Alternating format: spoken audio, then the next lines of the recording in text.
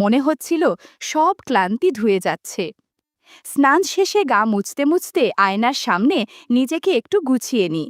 তারপর ভেজা চুলে শাড়িটা গুছাতে গুছাতে বেরিয়ে এলাম। জামাকাপড় ভেজা ছিল বলে গায়ে জড়সড় লাগছিল কিছুটা। আমার নাম লতা মণ্ডল, বয়স ৩০ পেরিয়েছে।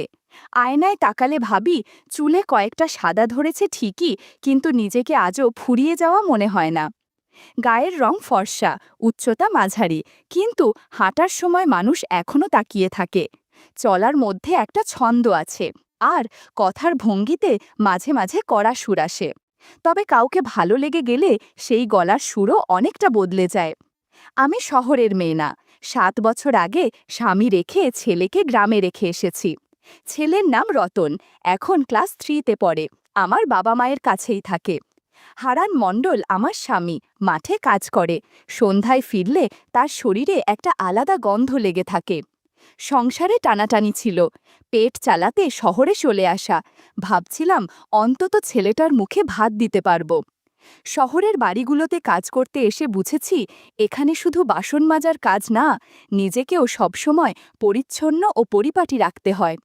প্রথম যে বাড়িতে কাজ নিয়েছিলাম সেখানে মালিক ছিলেন বিজয় দত্ত। তার স্ত্রী অফিসে যেতেন আর উনি বাড়িতেই থাকতেন। একদিন দুপুরবেলা কাজ করতে করতে বললেন, তুই তো অনেক কষ্ট করিস লতা, তোর স্বামী কিছু দেয় না? আমি কিছু বলিনি, চুপ করে তাকিয়েছিলাম। উনি হাতে ৫০০ টাকা দিলেন, বললেন, এইটা রাখ, আজ শুধু একটু গল্প করিস আমার সঙ্গে। সেই দিন আমি বুঝেছিলাম, এই শহরে অনেকেই মানুষ দেখে না, দেখে তাদের প্রয়োজন। এরপর বহুজনের নাম শুনেছি, সুবীর, রঞ্জিত, অমল, শ্যামল। কেউ সাহায্য করতে চেয়েছে, কেউ বন্ধুত্ব করতে। আমি সব কিছু বুঝেও কখনো খুব কড়া হইনি, কারণ এই শহরে একা মেয়েদের বাঁচতে হলে অনেক হিসেব করে চলতে হয়। এইবার নতুন কাজ পেলাম এক একা ছেলের বাসায়। নাম অর্জুন নাথ, বয়স ২৪, ভার্সিটিতে পড়ে। বাবা মা কলকাতায়, সে এখানে একা থাকে। প্রথম দিন দরজা খুলে আমায় দেখে একটু থমকে গেল। মাথা থেকে পা পর্যন্ত চোখ বুলিয়ে নিয়ে বলল, আপা বলবো না তো আপনাকে, বেশ স্মার্ট লাগছেন। আমি একটু হেসে মাথা নিচু করে বললাম, দাদা, কাজের জন্য এসেছি। নাম লতা। ছেলেটার চোখে এক ধরনের কৌতূহল ছিল, তবে সেই কৌতূহলের ভেতরে আবার একটা ভদ্রতা মেশানো। এমন চাহনি আগেও দেখেছি, কিন্তু ওর চোখে একটা বেখিয়ালি কোমলতা ছিল। ঘরদোর ঘুরিয়ে দেখালো, কিচেন, ডাইনিং, বেডরুম সবই বেশ গোছানো। তবু কোথাও যেন একা থাকার ছাপ লেগে আছে। সপ্তাহে ৪ দিন এলেই হবে, বলল সে। আপনি ভালো রান্না করেন তো? আমি মাথা নেড়ে বললাম, চেষ্টা করি দাদা। সে বলল, ভালো করলে বকশিস থাকবে। আমি ঘর মোছা শুরু করলাম। কাজ করতে করতে বুঝতে পারছিলাম ছেলেটা কাছাকাছি ঘোরাফেরা করছে। হঠাৎ জিজ্ঞেস করল, আপনি গ্রামের মেয়ে? আমি বললাম, হ্যাঁ দাদা, নদিয়া জেলা। জামাই আলাদা থাকে, এখন ছেলেকে নিয়েই ভাবি। সে চুপ করে গেল, তারপর হঠাৎ বলল, আপনাকে দেখলে মনে হয় আপনি খুব শক্ত মেয়ে। আমি হেসে বললাম না কিছু, শুধু চোখ নামালাম। ভিতরে কেমন যেন হালকা কাঁপুনি উঠল। এই শহর, এই ফ্ল্যাট আর এই একলা দুপুর সব মিলিয়ে মনে হচ্ছিল কিছু একটা ধীরে ধীরে বদলে যাচ্ছে। আমি তো এমনিতে চুপ করে থাকি না, তবে কারো চোখে যদি নিজেকে নতুনভাবে দেখি, একটু থেমে যাই।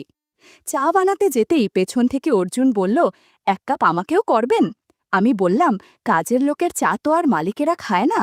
সে হেসে বলল, আপনি কাজের লোক না, আপনি অনেক আলাদা। চা বানাতে বানাতে মনে হচ্ছিল অনেক দিন পর কেউ যেন ভেতরের মানুষটাকে ডেকেছে। সেটা কি শুধু সৌজন্য, নাকি আরও কিছু, আমি জানি না। তবে এটুকু জানি, প্রতিটা চোখ, প্রতিটা শব্দ কোথাও না কোথাও গড়ায়। দ্বিতীয়বার যখন গেলাম, সকালটা ঠান্ডা ছিল। আমি শাড়িটা একটু গুছিয়ে কোমরে আটসাট করে নিলাম। ফ্ল্যাটে ঢুকেই দেখি অর্জুন লুঙ্গি পেঁচিয়ে ব্যালকনিতে। ছায়ারোদের ভেতরে ওর চেহারাটা যেন থেমে থাকা এক ছবি। আজ দেরি করলেন? বাসে ভিড় ছিল দাদা, আমি চোখ নামিয়ে বললাম। তার চোখে খেলে গেল একরকম হাসি। শরীর ছোঁয় না, কিন্তু মন কাঁপিয়ে যায়। চা চাইল সে। বললাম, এ বাড়িতে তো আমার হাতেই সব হয়। সে বলল, আপনার মুড বুঝেই খেতে চাই। শব্দটা শুনে বুকের ভেতর হালকা ঢেউ উঠল। কাপটা যখন ওর হাতে দিলাম, আমার আঙুল ছুঁয়ে গেল। সেই ১ সেকেন্ড অনেক কিছু বলল। আপনার আঙুলগুলো খুব সুন্দর, বলল সে। আমি হেসে বললাম, কাজের মেয়ের আঙুলেও কেউ সুন্দর খোঁজে? সে বলল, যারা দেখে না তারা জীবনের আসল স্বাদ বোঝে না। ঘর মোছা শুরু করলাম। সে এসে সামনে বসে বলল, আপনি এত সুন্দর হয়ে কাজ করেন কিভাবে? আমি থেমে বললাম, যার চোখ থাকে সে দেখে, যেমন আপনি দেখেন, তাই না? সে মুচকি হেসে বলল, আপনার চোখেও অনেক কথা জমে থাকে। ঘরদোর গুছিয়ে বেরুতে যাব, সে বলল, একটু বসবেন? আমি জানালার পাশে বসে আঁচল ঠিক করছিলাম। তখন সে হেসে বলল, এই আঁচল ঠিক করাই তো আসল জাদু। আমি কিছু বলিনি, শুধু একটা মৃদু কাঁপুনি বুকের ভেতর বয়ে গেল। সে বলল, আপনি জানেন, আমি অনেক দিন একা থাকি। কেউ আমার জন্য চা বানায় না, কেউ এমন করে বসেও না। আমি বললাম, আপনার সব চাহিদা কি আমি একা মেটাবো? সে বলল, শরীর নয়, আমি শুধু আপনাকে দেখতে চাই প্রতিদিন।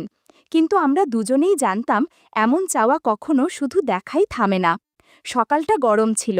আমি বললাম, দাদা একটু ফ্রেশ হয়ে নি? সে মাথা নেড়ে চুপচাপ রইল। আমি ব্যাগ থেকে গামছার শাড়ি নিয়ে বাথরুমে গেলাম। জলের ছোঁয়ায় শরীরটা হালকা লাগছিল, যেন চিন্তাগুলো ধুয়ে যাচ্ছে। তবু মনে হচ্ছিল দেওয়ালের ওপাশে কেউ নিঃশব্দে আমার সমস্ত অনুভব টের পাচ্ছে। স্নান শেষে গা মুছতে মুছতে আয়নায় তাকালাম। নিজেকে একটু গুছিয়ে বেরোলাম। আমি জানি এই অর্জুনের ফ্ল্যাটে কিছু একটা ধীরে ধীরে জমে উঠছে। বাথরুমের আয়নায় চোখ পড়তেই নিজেকে কেমন অচেনা লাগলো, যেন কোথাও একটা বদল শুরু হয়েছে। ভেজা চুলে আধো গোছানো শাড়িতে বেরিয়ে এলাম। গা কিছুটা জড়সর, ভেতরে অজানা সাড়া। অর্জুন চুপ করে তাকিয়েছিল। চোখে কোনো লালসা ছিল না, বরং এমন এক গভীরতা যেটা স্পর্শ না করেও ছুঁয়ে যায়। আমি মৃদু গলায় বললাম, দেখছেন যে? সে আস্তে মাথা নাড়ল, না আর হ্যার মাঝামাঝি। আমি বললাম, আপনার চোখে কোমলতা আছে, কিন্তু তার ভেতর যে উত্তাপ, সে শুধু নিঃশ্বাস ফেলল। আমি পাশ ফিরে দাঁড়িয়ে শাড়ি গোছাচ্ছিলাম, আর টের পাচ্ছিলাম তার দৃষ্টি আমার ঘাড় বরাবর থেমে আছে। চুল থেকে পানি গড়িয়ে গাল ছুঁয়ে পড়ছিল। পেছনে তাকালাম, সে চুপচাপ বসে, চোখ নামিয়ে। আমি কিছু না বলে চা বসাতে গেলাম। জানতাম এই নিঃশব্দ মুহূর্ত তার মনে গেঁথে গেছে। ওর চোখে ছিল না প্রশ্ন, ছিল অনুভব, আর আমার প্রতিটি সাড়া সেই চুপচাপ আকর্ষণের কাছে নরম হচ্ছিল ধীরে ধীরে। কাজ সেরে যাচ্ছি এমন সময় অর্জুন বলল, আপনি একটু বসেন না, একা লাগছে ঘরে। আমি কিছু না বলে গিয়ে বারান্দার পাশে চুপচাপ বসলাম। সে বই হাতে ছিল, কিন্তু চোখ আমার দিকেই। বললাম, এই দুপুরে বই? সে হাসল, মন চলে যায় অন্য কোথাও। আমি জানতাম কোথায়। লসে বলল, ঘরে গরম, ফ্যানের নিচে আসুন। আমি গিয়ে খাটের পাশে ওর এক হাত দূরে বসলাম। চুল আধখেজা, ঘাড় ছুঁয়ে নামছিল। অর্জুন তাকাল, কিন্তু কিছু বলল না। আমি জিজ্ঞেস করলাম, কিছু খাবেন? সে মাথা নাড়িয়ে বলল, না, আপনি পাশে থাকলেই হয়। সময়টাই অনেক কিছু বলে দেয়। তারপর দুজনের মাঝে নিঃশব্দে একটা কিছুর জন্ম হলো, যেটা চোখে মুখে বলা হয় না, শুধু অনুভব করা যায়। আপনার পাশে একটা ঘ্রাণ পাই, যা কোথাও পাই না, অর্জুন বলল। আমি একটু চমকে তাকালাম, তারপর হেসে বললাম, এই গন্ধ তো দুধ, সাবান আর পানি মিশে তৈরি। জানি সে আবেগে বলেছে, তবুও মনে কোথাও একটা নড়ে উঠল। আমি একটু গা ঘেঁষে বসলাম, অনিচ্ছুক ভাব দেখিয়ে, অথচ মন চাইছিল। তার আঙুল ছুঁয়ে গেল আমার আঙুলে, মুহূর্তটা কাঁপিয়ে দিল, অথচ কেউ কিছু বলল না। যেন ঘরের নিঃশব্দতাও টের পেল কিছু একটা বদল যাচ্ছে। আমি বললাম, আমি যাব? সে ফিসফিসিয়ে বলল, আরেকটু থাকুন, আপনার পাশে বসলে মন শান্ত হয়। আমি রইলাম। কিছু অনুভব বলা যায় না, শুধু টের পাওয়া যায়। সেদিন শুক্রবার। অর্জুন বলেছিল, আজ কলেজে যাচ্ছি না, দেরি করে এসো, একা লাগবে। তার এমন করে বলা ভেতরটা ছুঁয়ে গেল। সত্যিই তো, আমি কি চাই না কেউ আমার জন্য অপেক্ষা করুক? বাসে করে এসে দেখি মাথা ঘেমে গেছে, চুল ভিজে কপাল ছুঁয়ে নামছে। সে বলল, আপনার মাথা ভিজে গেছে? বসুন, আমি তোয়ালে দিই। আমি অবাক হলাম, আপনি দেবেন? সে হেসে বলল, শুধু আপনি কেন, আমিও যত্ন নিতে জানি। সে একটা নরম তোয়ালে এনে দিল। আমি চুল মুছছিলাম, আর টের পাচ্ছিলাম ওর নিঃশব্দ দৃষ্টি, যেন বাতাসও থেমে গেছে। আমি বললাম, চুল মুছতে ঘাড়ে ব্যথা লাগে।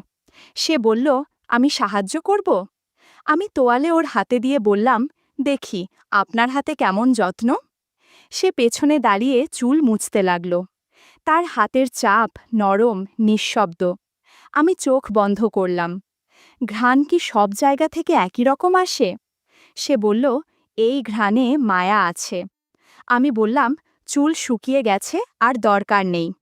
সে একটু পেছিয়ে দাঁড়ালো, মুখে অপরাধবোধ। আমি বললাম, কাছাপিছার হিসাব মনের জায়গায় চলে না অর্জুন। এরপর আমি মেঝে মোছা শুরু করলাম। কাজ শেষে খাটের পাশে বসে হাওয়াটা নিতে গিয়েছিলাম। সে এসে আমার পাশে বসল। দুজনেই চুপ, শুধু ফ্যানের শব্দ আর আমাদের নিঃশ্বাস চলছিল। হঠাৎ আঙুলে তার ছোঁয়া টের পেলাম, সরালাম না। আপনি গেলে ঘর ফাঁকা ফাঁকা লাগে, সে বলল। আমি বললাম, আর আমি থাকলে? সে বলল, তাহলে মনে হয় কিছুই হারায়নি। আমি হেসে বললাম, অভাব তো আমার জীবনেই বেশি।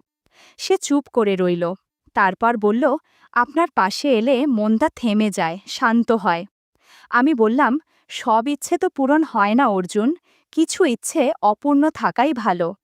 একটু থেমে আবার বললাম, সব একবার অনেক সময় বহুবার হয়ে যায়, তখন আর ফেরার পথ থাকে না। আমি উঠে দাঁড়ালাম, আজ ফিরি, সন্ধে হয়ে যাবে।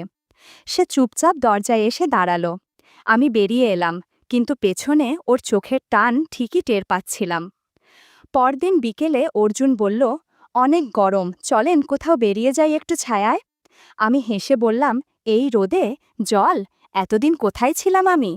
সে বলল, ওয়াটার পার্কে চলুন, ফাঁকা জায়গা, আর কেউ থাকবে না, শুধু আমরা। আমি কিছু না ভেবেই রাজি হয়ে গেলাম। পার্কটা নিরিবিলি। আমি রঙিন শাড়ি পরে হাঁটছি, ব্লাউজটা হাতে। পানি পছন্দ না হলেও পাশে অর্জুন থাকায় অদ্ভুত শান্তি লাগছিল। সে বলল, একটু ঢুকবন তো পানিতে, ঠান্ডা লাগবে। আমি মুচকি হেসে বললাম, শরীর ভিজিয়ে ফেলতে পারি না তো। সে হাত বাড়িয়ে বলল, আমি তো আছি। আমার মনে হচ্ছিল এই ছোঁয়ার প্রস্তাবটাও আসলে আরও কিছু বলছে। আমি ধীরে বসে পড়লাম পানির ধারে। ওর হাতটা কাঁধ ছুঁতেই অদ্ভুত এক শীতলতা বুক জুড়ে ছড়িয়ে গেল। আমি হালকা চমকে উঠে বললাম, চলুন নামি একটু। আমরা পানিতে নামলাম। ও একটু সামনে, আমি পেছনে। আমার ভেজা চুল পড়েছে কাঁধ ছুঁয়ে। ওর চোখ আটকে গেল। আমি বুঝতে পারছিলাম ও শুধু দেখছে না, অনুভব করছে। আমি বললাম, তুমি কি ভাবছ? সে কাঁধ ঝাঁকিয়ে বলল, তোমার কথাই ভাবছি। এই জল, নীরবতা আর দুজনের মাঝখানের দূরত্ব সব মিলিয়ে যেন একটা নিঃশব্দ বন্ধন তৈরি হচ্ছিল। সন্ধ্যার আগে অবধি সেই ছায়ার খেলা চলতেই থাকল, শান্ত, গভীর, নীরব। সকালে বাজার থেকে সবকিছু এনে আমার সামনে রাখল। তারপর হঠাৎ বলল, লতা, তুমি আজ কোথাও যাবে না, দরকার থাকলেও নয়, আমার মন খারাপ, তুমি থাকো। আমি থমকে গেলাম, এত সরাসরি করে তো কখনো বলেনি। আমি হেসে বললাম, আমার কোথাও যাবার সময় কোথায়? কিন্তু সত্যি বলতে, ওকে ছাড়া এই ফ্ল্যাটটা আমার কাছেও আজকাল ফাঁকা ফাঁকা লাগে। চোখ নামিয়ে বাইকে উঠলাম। এক ধরনের শান্ত আবেশ ভর করল মনে। রেস্টুরেন্টে বসতেই অস্বস্তি লাগছিল, ঘাড় শক্ত হয়ে এলো। সবাই যেন তাকিয়ে আছে। অর্জুন নীরবে তাকিয়েছিল। আমি মুখ ফেরিয়ে চায়ে চুমুক দিলাম। হঠাৎ ও ফিসফিসিয়ে বলল, এতদিন কোথায় ছিলে? ভেতরটা কেঁপে উঠল। আজ তার চোখে আমি আর পরিচিত কাজের মেয়ে নই, বরং এমন কেউ যার জন্য অপেক্ষা করেছিল সে। রেস্টুরেন্ট থেকে বেরোনোর সময় একজন পাশ থেকে বলল, চেনা লাগে আপনাকে? অর্জুন দ্রুত বলল, আমার আত্মীয়া, গ্রাম থেকে এসেছে। লোকটা চলে গেল, কিন্তু আমি বুঝলাম এই সম্পর্ক বাইরের চোখে কতটা ভঙ্গুর। ফ্ল্যাটে ফিরে আমি চুপচাপ ভিতরে চলে গেলাম। পরদিন সকালটা ছিল শান্ত। অর্জুন কলেজে যায়নি। রান্নার ঘ্রাণে ঘর ভরে উঠেছিল। হঠাৎ কলিং বেল। অর্জুন জানালায় উঁকি দিয়ে বলল, মা এসেছে। আমি থমকে গেলাম। ও ইশারায় ভেতরে যেতে বলল। রান্নাঘরের পেছনে গিয়ে গুটিসুটি মেরে বসে থাকলাম। বাইরে মা জিজ্ঞেস করছে, ঘরে নারীর গন্ধ কেন? অর্জুন কিছুতেই ঠিক করে উত্তর দিতে পারছে না। আমি ভিতরে ঘেমে কাঁপতে কাঁপতে বসে। অবশেষে মা চলে গেলেন। দরজা বন্ধ করে অর্জুন চুপচাপ দাঁড়িয়ে রইল। তারপর বলল, তুমি কেন ছিলে? মা সন্দেহ করেছে। আমি জানি এসব তোমার আগেও হয়েছে। আমি চুপ করে রইলাম। সে এগিয়ে এসে বলল, তোমাকে হারাতে চাই না, ভয় পেয়েছি শুধু। এমন করে আগে কাউকে ভালোবাসিনি। আমি শান্ত গলায় বললাম, তুমি সন্দেহ করেছ আর আমার অতীত টেনেছ, যেখানে দায়ী আমি ছিলাম না।